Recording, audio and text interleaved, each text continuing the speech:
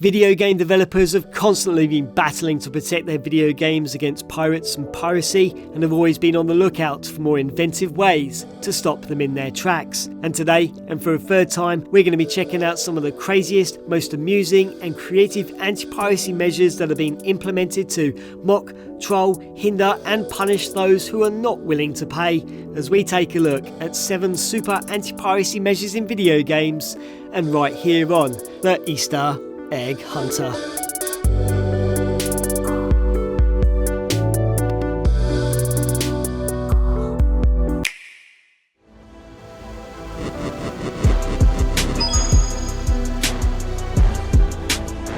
Just over a year after Peter Jackson's Lord of the Rings trilogy concluded in the cinemas, EA Games released their real-time strategy video game, The Battle for Middle-earth, which throws you into the epic campaigns that were featured in all 3 movies. But for the pirates who were just beginning to settle in and get comfortable, we're in for a less than epic time, as for many of them, after reaching the 3rd mission, would no longer be able to continue.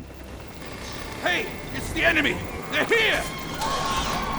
The tide has turned against the rising darkness.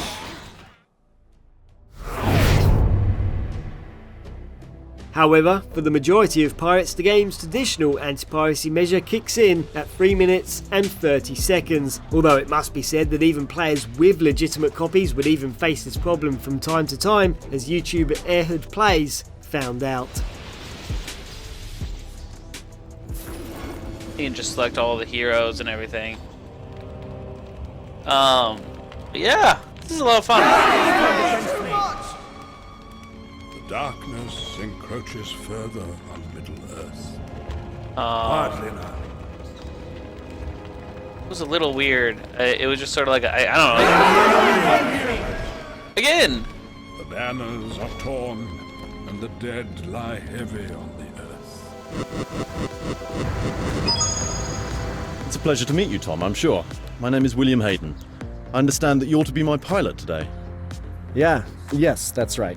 Give you a chance to see how the bird handles, sir. Yeah, this is Bohemia Interactive's flight simulator take on helicopters, a 2011 open-world adventure that follows the story of 2 brothers, Joe and Tom Larkin, and their struggling civil aviation business based in Seattle. And it's your job to help them round up as much business as possible, which is made all the more tougher for those who have pirated the game, as Bohemia incorporated Codemasters' digital rights management software, Fade, which is designed to bring many issues to the game, including not being able to take off from the helipad.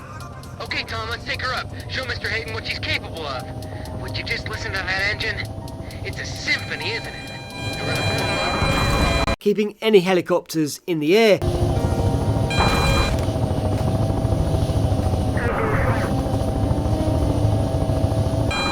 And my personal favourite, giving a sense that the player is rather drunk.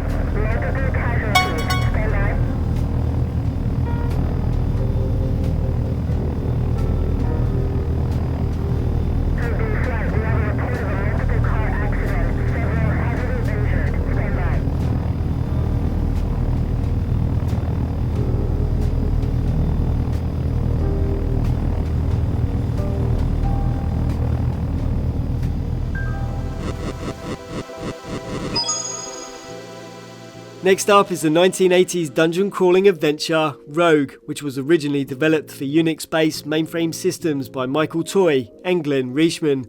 It's a title which sees us exploring several layers of dungeons, collecting weapons, potions, magical items and hunting for the Amulet of Yendor, while also fending off a vast array of monsters. And in later ports, particularly version 1.48 released for DOS, the game was implemented with a copy protection scheme which made an already challenging title even harder for pirates, as first of all the pirates were dealt with monsters that dished out 6 times more powerful blows than normal, making it virtually impossible to reach level 2, and then to add insult to injury, the developers dealt the pirates with one final blow by rewarding them with their very own tombstone.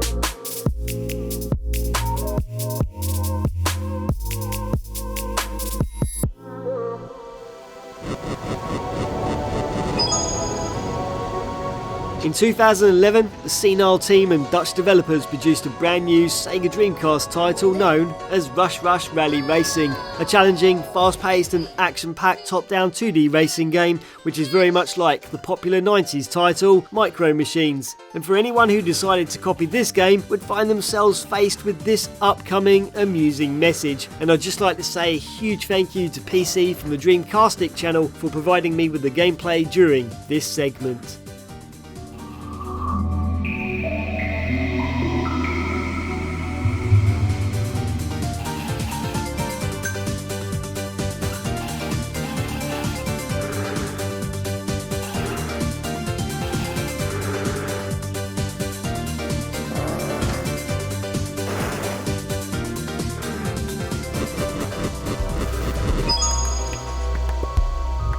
At the very beginning of Chapter 3 in DICE's 2008 parkour adventure Mirror's Edge, Faith is supposed to head over to Ropeburn's office at Zeeburfield International Shipping, and for most of us it starts off with a simple jump by utilising this ramp.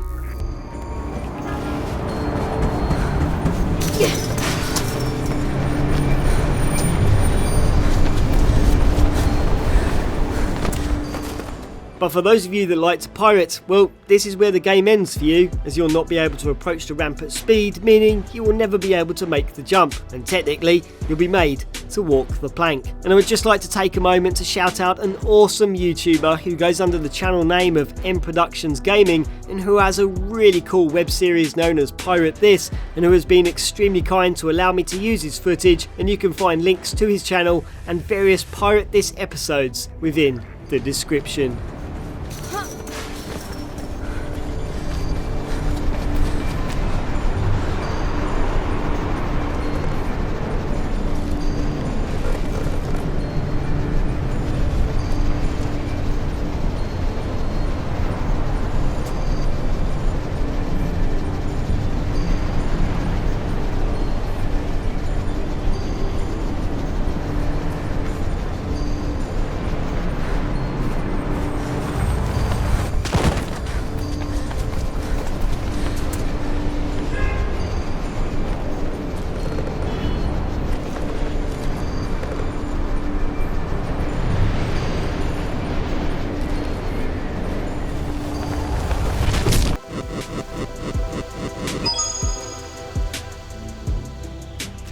While in the PC version of EA Salt Lake's 2006 The Godfather, the developers made short work of anyone who decided to pirate their game and turned it into a sort of demo, and a really bad one at that.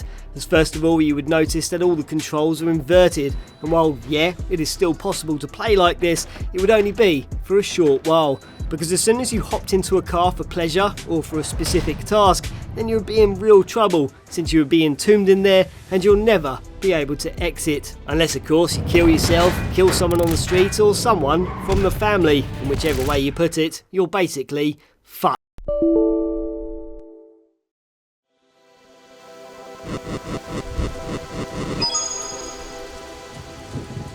Today's last anti-piracy measures all featuring Rocksteady Studios' 2009 Batman Arkham Asylum, which came with CD protection thanks to Secure ROM, and which had at least 4 ways to stop you from enjoying the game and hinder any type of proper progression. And providing the footage for this section once again is YouTuber M Productions, and don't forget to check out his channel and his awesome web series Pirate This, and all the links are found within the comments and within the description. So the first thing that might happen is that Secure ROM will stop you from booting up the game at all, while the second will completely remove Batman's glide ability, which you will first use during the early stages to perform a glide kick upon an enemy. Though while this wasn't absolutely necessary at this stage, it would be when rescuing one of the security guards soon after, but instead Batman would end up flapping like a chicken.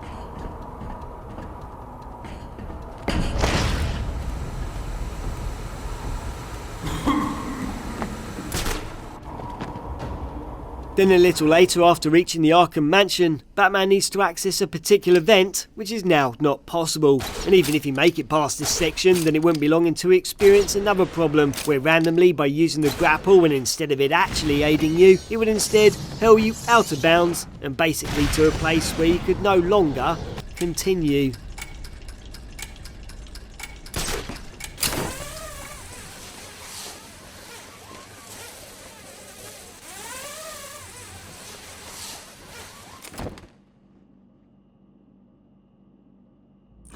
30 to go. Gotta say, I'm getting bored already.